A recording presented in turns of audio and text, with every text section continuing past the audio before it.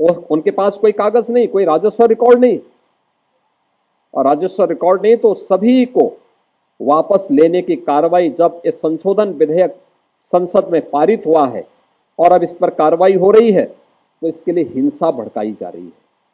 हिंसा में आपने देखा होगा कब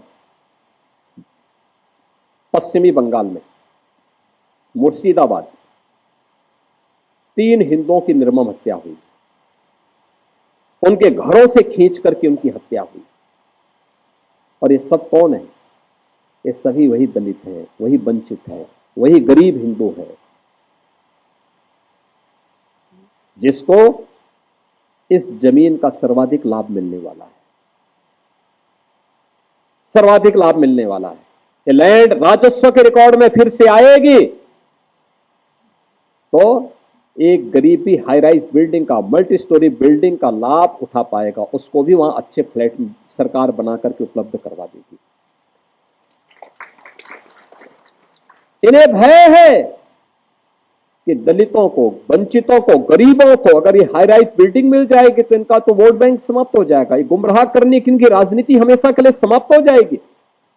इसलिए लोग हिंसा भड़का रहे हैं, हिंसा का रास्ता अपना रहे हैं। आप देख रहे होंगे सिटीजनशिप अमेंडमेंट एक्ट पारित होने में जिसका लाभ सर्वाधिक पाकिस्तान, बांग्लादेश या अफगानिस्तान में जो वंचित हिंदू था, दलित हिंदू था, उनको भारत की नागरिकता देने का काम, जो किन्हीं कभी भी भारत में आए थे, 5 वर्ष पहले आए थे, उनको जब नागरिकता देने के कार्यक्रम को प्रधानमंत्री मोदी जी ने आगे बढ़ाया, इन्होंने पूरे देश के अंदर आंदोलन शुरू कर दिया, अभियान चालू कर दिया, बड़े बड़े आंदोलन किए, तोड़फोड़ की, आगजनी की, लेकिन सरकार ने भी दृढ़ता के साथ उसका सामना किया और सामना करते हुए आज इस नागरिकता देने का कार्यक्रम प्रारंभ किया है।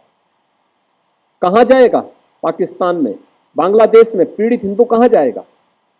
और हिंदुस्तान की तरफ ही आएगा। दुनिया के अंदर कहीं भी कोई पीड़ित हिंदू होगा, वह आकर के अंततः हिंदुस्तान में ही आएगा और वह भारत में आकर के ही शरण लेने के लिए मजबूर होता है।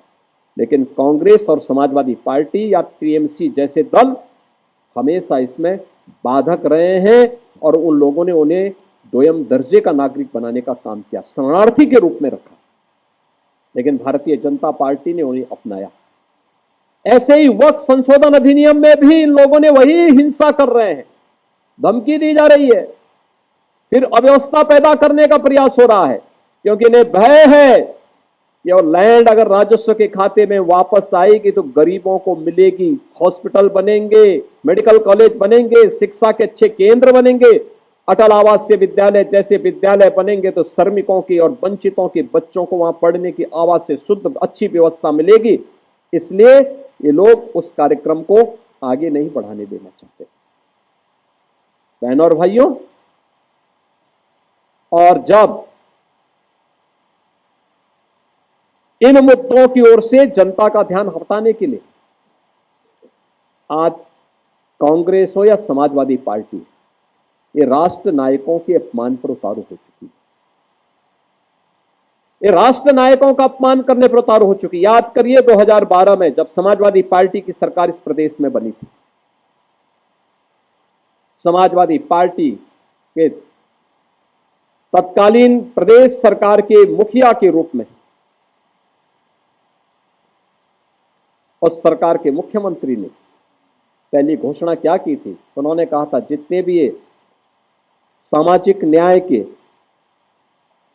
स्थल बना दिए गए हैं इनको तुलवाएंगे। और उस समय उन्होंने कहा था कि इनमें हम मैरिज हॉल खुलवाएंगे। आप देख रहे हैं ना, ये मानसिकता इनकी थी, उन्होंने किया भी।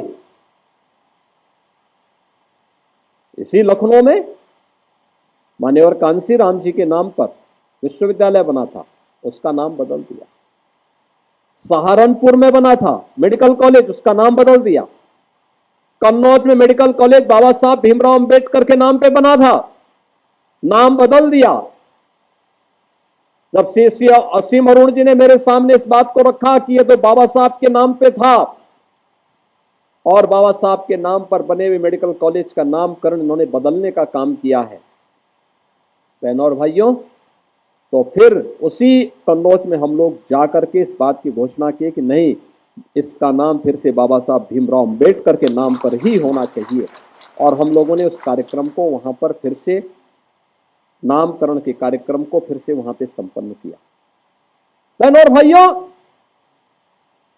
किस कदर ये लोग उन महापुरुषों को जो सामाजिक न्याय के प्रतीक हैं, कैसे उनको अपमानित करते रहे, कैसे उनके खिलाफ षड्यंत्र करते रहे, ये सभी उदाहरण हमारे सामने हैं। आज भी ये लोग इसी प्रकार का विस्मरण करने का काम कर रहे हैं। कैसे करते हैं? महाराष्ट्र में छत्रपति शिवाजी महाराज के खिलाफ वक्तव्य देते हैं। औरंगजेब को वहां पर औरंगजेब की का महिमा मंडन करने का काम कर रहे हैं।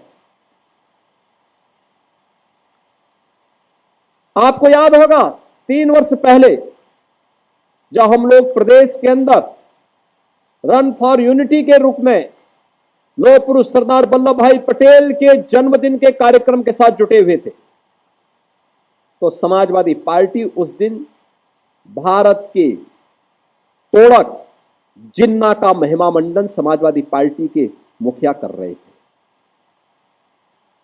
याद करिए, जिन्ना का स्मरण कर रहे थे। और जब भारत के अंदर भारत के किसी महापुरुष को सम्मान देने की बात आती है, तो ये लोग कोई ना कोई ऐसा प्रोपेगेंडा अपनाएंगे जिससे समाज को आपस में बांटने का काम किया जा सके। चाहे वह छत्रपति शिवाजी महाराज का अपमान हो, चाहे वह लौह पुरुष सरदार वल्लभ भाई पटेल का अपमान हो, और चाहे वह महाराणा प्रताप और महाराणा सांगा का अपमान या बाबा साहब भीमराव अंबेडकर का अपमान, ये उसी श्रृंखला का हिस्सा है जो कांग्रेस और समाजवादी पार्टी का डीएनए अब तक करता रहा है। ये लगातार इस षड्यंत्र के हिस्से रहे हैं। लेकिन जब चुनाव आता है, तो चुनाव के समय ये लोग कोई एक फर्जी पुस्तिका हाथ में रख करके बाहर ही प्रिंट करवा करके, भारत का संविधान उसमें प्रिंट करवा करके, और फिर जगह जगह जाकर के जनता के सामने किस तरीके से एक मायाजाल फैलाने का काम करते हैं, आपने गत लोकसभा चुनाव में देखा होगा। किस किस प्रकार के वक्तव्य इन्होंने दिए, कैसे कैसी बातें इन्होंने उस समय कही, ये किसी से छुपा हुआ नहीं है। और इसीलिए आज फिर मैं आपसे कहने के लिए आया, ये जो 10 दिवसीय विशेष अभियान चलेगा, ये उसी अवेयरनेस का हिस्सा है, जिस कार्यक्रम को आज पूरे देश के अंदर कौन सी योजनाएं हैं, कौन सी योजनाएं दी गई हैं, कौन लोग थे जो बाबा साहब भीमराव अंबेडकर का अपमान करने वाले थे।